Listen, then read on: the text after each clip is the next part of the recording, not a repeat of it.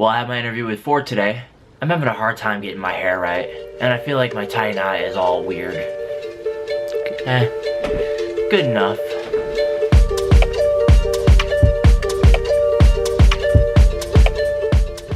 Hey, what up? My name is Zach Menden. It is Friday, March 9th, and I've been looking for a job for 68 days.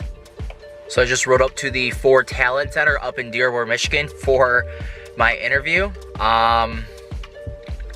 I'm open for the desk. I already know it's gonna be a long day with an interview, then followed with a factory tour. All right, I'm at the Ford Rouge factory right now. I'm going on a tour around the factory. I got to see how a Ford F-150 is built. It's pretty cool, to say the least. But this is the last part of my day with Ford. I arrived on their campus at 8:30. Right now it's just after 2. So I've been here for, I don't know, like 6 hours. It's a crazy, crazy long day.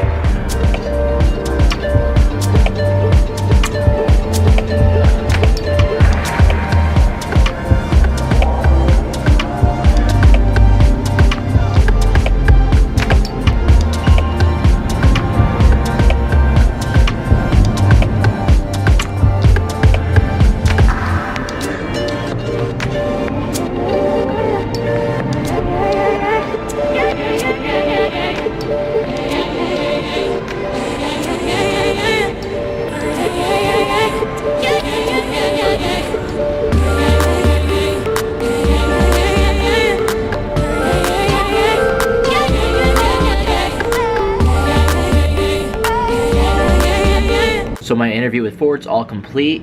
It was quite an extensive process. I got there and it was like a quick 30-minute presentation, kind of just going over the history and a little bit of overview of what Ford offers and what Ford did. And from there, the interview was split up into 2 parts.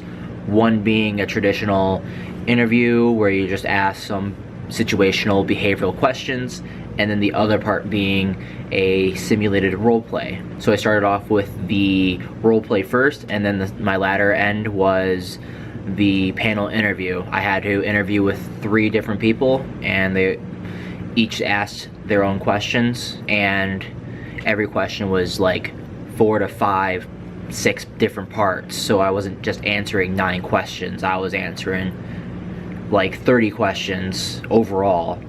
So that was a really lot to dig into. In the role play, you get a little pamphlet of some scenario and you're given 30 minutes to go over it.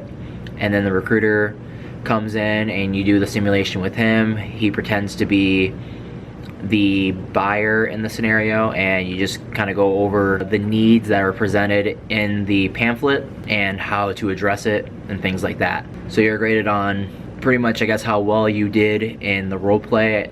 There was someone in the back observing, taking notes of what you did, and so they're just, I guess, looking for pretty much how well can you prepare in a short amount of time, to see how well you can really gather the important pieces of information, how well you can think on the fly and on your feet to address needs and come up with solutions. And the behavioral, they're just looking for how you act in any given scenario. Because, I mean, at the point when you're in the in-person interview, they've already looked at your background, they've felt that you kind of have a skill set to perform the job at hand, so they're really just kind of bring you in to see how the personality is, how well can they fit in the culture of the company, you know, how well or how much will I like working with this person.